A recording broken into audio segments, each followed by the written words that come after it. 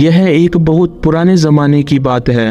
एक अच्छा शिकारी जो दूसरे शिकारियों की तरह नहीं था, उसने अपनी पूरी जिंदगी में किसी जानवर को नहीं मारा था।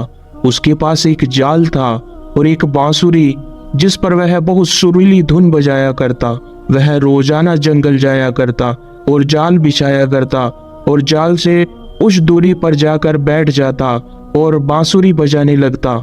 उसकी बांसुरी की दिलकश आवाज सुनकर परिंदे उड़े चले आते और वह इंतजार करता। जैसे ही कोई परिंदा उसके जाल में फंस जाता तो वह रस्सी खींच लेता, परिंदों को पकड़ लेता। फिर वह उनको घर ले जाकर पिंजरे में डाल दिया करता और उनका खूब ख्याल रखता। जब कभी भी उसे पैसों की जरूरत पड़ती तो वह उनमें से 2-3 परिंदे बेच दिया करता। उस शिकारी का एक बेटा था जिसका नाम हसीब था। उसका बेटा अभी छोटा ही था कि शिकारी अचानक बीमार पड़ गया और उसका इंतकाल हो गया। उस शिकारी की बीवी के पास जो कुछ पैसे बचे थे, बस उनसे ही उनका घर चल रहा था। अब वह पैसे भी जल्द खत्म हो गए और उनके पास कुछ ना रहा। जिंदगी बड़ी मुश्किल से गुजरने लगी। लड़का हसीब छोटा ही था मगर बहुत ही हिम्मत और सब्र वाला था। कामकाज में अपनी अम्मी की मदद करता और जो वक्त मिलता उसमें वह जंगल जाता जहां उसके अब्बू परिंदा पकड़ा करते थे। आखिर एक रोज उसने अपनी माँ से कहा कि अम्मी, अब मैं बच्चा नहीं रहा, 15 साल का हो गया हूँ। अब्बू के बाद आपने बहुत ही मेहनत की है, अब आप मुझे अब्बू का जाल और बांसुरी ला दीजिए।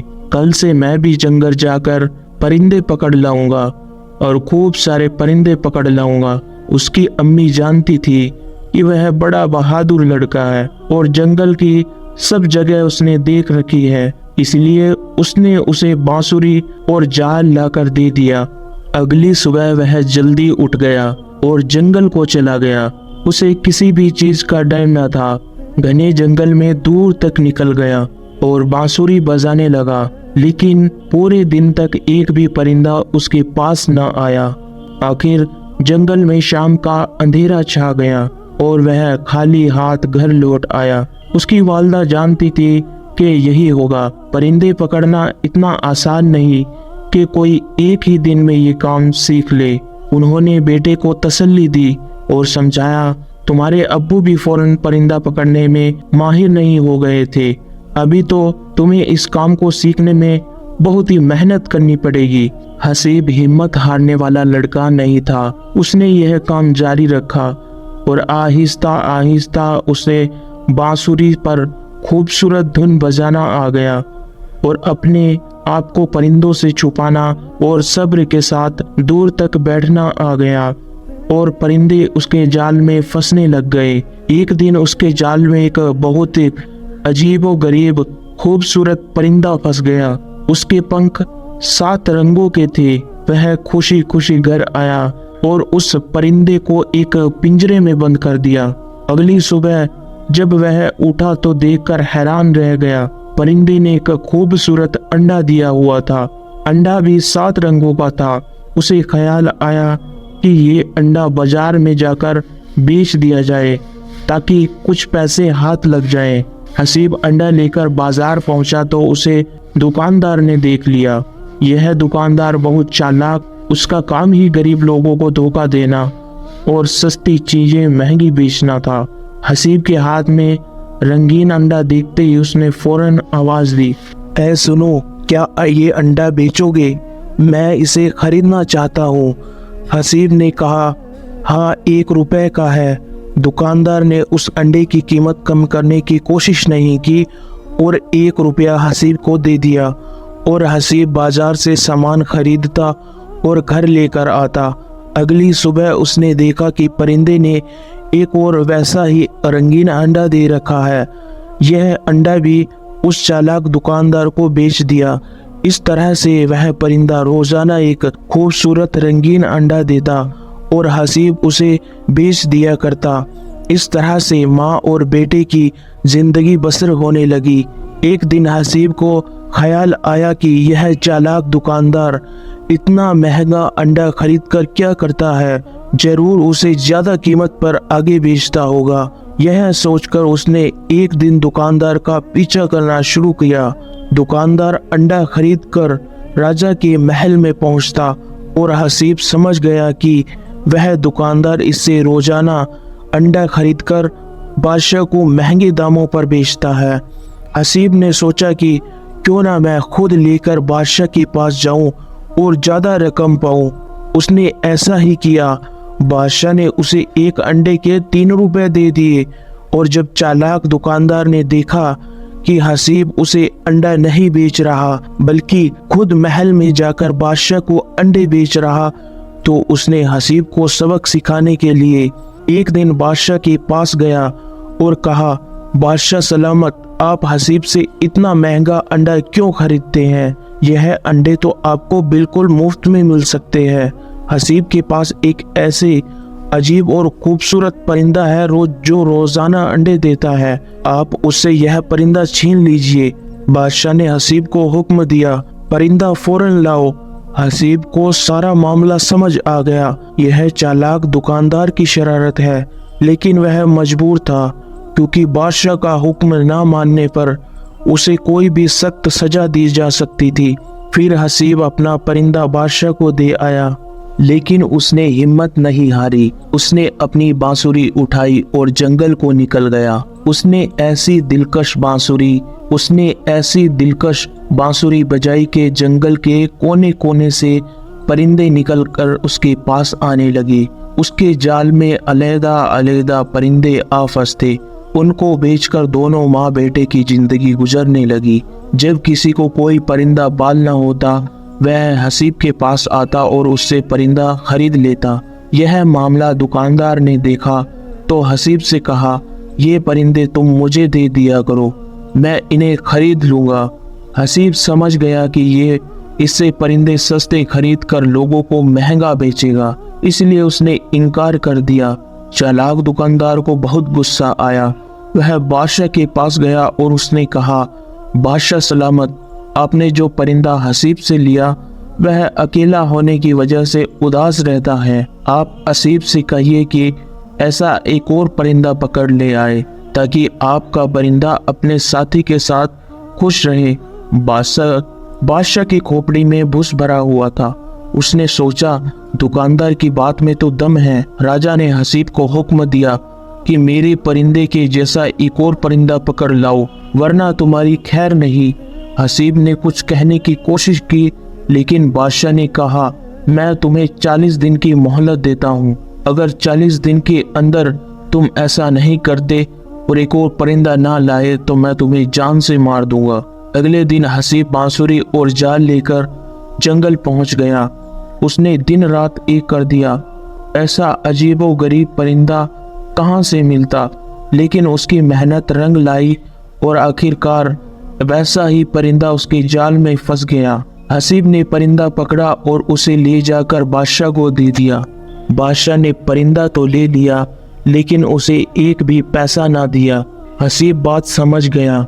हसीब ने पूरे मामले की तरफ गौर तलब किया और समझ गया ये सब काम उस चालाक दुकानदार का है और यह बेवकूफ बादशाह तो परिंदा लेकर खुश हो गया। चालाक दुकानदार को बड़ा गुस्सा आया।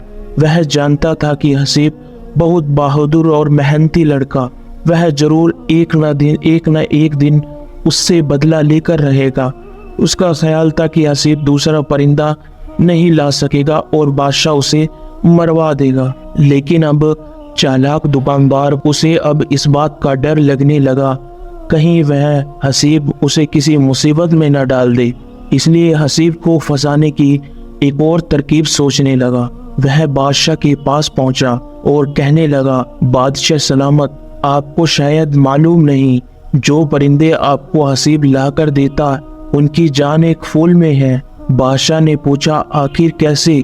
दुकानदार ने कहा, मैंने बड़े बूढ़ों और अक्लमंदों से सुना, यह परिंदे साल में एक बार समन का फूल जरूर खाते।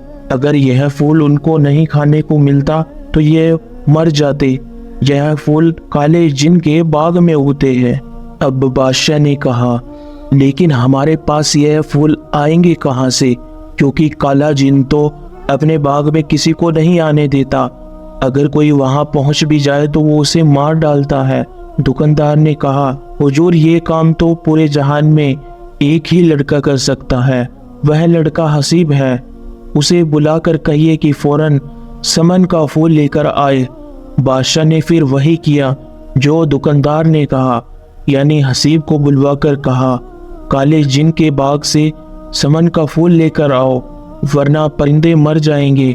अब हसीब ने बादशाह से कहा, बादशाह सलामत, मैंने अपना परिंदा आपको दे दिया। आपने कहा एक और परिंदा पकड़ लाओ, और मैंने भी एक और परिंदा पकड़कर आपको ला दिया। लेकिन आपका यह हुक्म अजीब है, मुझे तो यह भी नहीं मालूम काले जिन का बाग आखिर कहाँ है। बादशाह ने जवाब दिया, यह तुम उस दुकानदार से पूछो, उसे सब मालूम है। अब हसीब ने कहा, हुजूर, अगर दुकानदार इतना ही अक्लमंद है और उसे सब कुछ मालूम है तो उसे कहिए खुद समन का फूल लेकर आए। बादशाह ने कहा, नहीं, दुकानदार कहता है कि सिर्फ तुम ही इस काम को कर सकते हो, और अगर मेरे परिंदे मर गए तो मैं और तुम्हारी माँ को पूरी जिंदगी के लिए कैद करवा दूंगा। हसीब समझ गया, बेवकूफ बादशाह को कुछ कहना भैंस के आगे बीन बजाने के बराबर है, और ये सब हरकत दुकानदार की है, इसलिए वह चुपचाप घर आ गया। उसने दिमाग लगाना शुरू किया। इस शहर में एक बूढ़ा आदमी रहता था, वह बहुत अक्लमंद इंसान था। हसीब उसके पास गया, उसे सब वाकया सुनाया और पूछा कि क्या ये सच है कि समन का कोई फूल है जो काले जिन के बाग में उगता है, और वो परिंदे साल में एक बार उस फूल को जरूर खाते हैं। बूढ़े ने कहा, हाँ, यह बात सच है, ये परिंदे एक साल में एक दिन ये फूल जरूर खाते हैं। इस तरह से ये अजीब परिंदे हर वक्त उसके बाग में रहते। हसीब ने पूछा कि अगर मैं उसके बाग में यह फूल तोड़ लाऊं तो? बूढ़े ने कहा, हाँ बिल्कुल, लेकिन उस फूल तक पहुंचना बड़ा ही मुश्किल है। उस बाग का एक ही दरवाजा है और उस काले जिन के सिवा और कोई नहीं खोल सकता।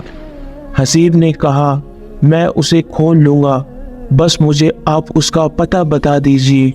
बूढ़े ने उसे काले जिन के बाग का पता बता दिया और यह भी कहा कि बड़े बड़े पहलवान और बहादुर लोग वहां गए, लेकिन लौट कर वापस ना आए। लेकिन हसीब ने हार न मानी। फिर हसीब काले जिन के बाग के पास पहुंच गया। उसने बाग के बाहर रहकर काले जिन के आने और जाने के वक्त का मुआयना किया।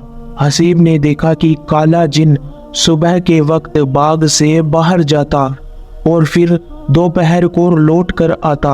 अब जैसे ही काला जिन दोपहर के वक्त बाग के अंदर दाखिल होता तो हसीब भी उसके पीछे पीछे चलकर बाग के अंदर चला जाता और काले जिन के बाग का बड़ा दरवाजा बंद हो जाता। अब हसीब बाग के अंदर छिप जाता और अगली सुबह का इंतजार करता। कब काला जिन सुबह के वक्त बाग से निकल गया तो हसीब समन के फूल की तलाश करने लगा, लेकिन हजारों फूलों में समन का फूल कैसे पहचानता?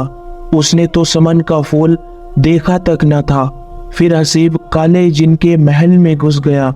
उसने देखा कि किसी के रोने की आवाजें आ रही। उसने देखा कि एक खूबसूरत नौजवान लड़की जो जंजीरों में बांध रखा है। हसीब ने पूछा, तुम कौन हो और तुम्हें क्यों बांध रखा है? उस लड़की ने कहा, मैं 20 साल से यहीं पर हूँ बाग में। जब छोटी थी तो काला जिन मुझे यहाँ उठा कर लाया था, और जब काला जिन बाग से बाहर जाता है तो मुझे बांध कर चला जाता है। हसीब ने बताया कि मैं यहाँ समन का फूल लेने आया हूँ। उस लड़की ने कहा, ये फूल मुझे पता है, बाग में किस जगह पर है, वो मुझे ये भी मालूम है बाग का दरवाजा कैसे खुलेगा। हसीब उस लड़की को आज़ाद कर देता और दोनों समन का फूल लेकर उस बाग से निकल जाते। हसीब उस समन के फूल को राजा के दरबार में पेश करता और अपनी जान बचा लेता। और साथ ही हसीब काले जिन के बाग से कीमती चीजें उठा लाया, उन चीजों को बाजार में काफी अच्छे दाम पर बेच देता। हसीब को अब परिंदे पकड़ने की भी जरूरत नहीं थी।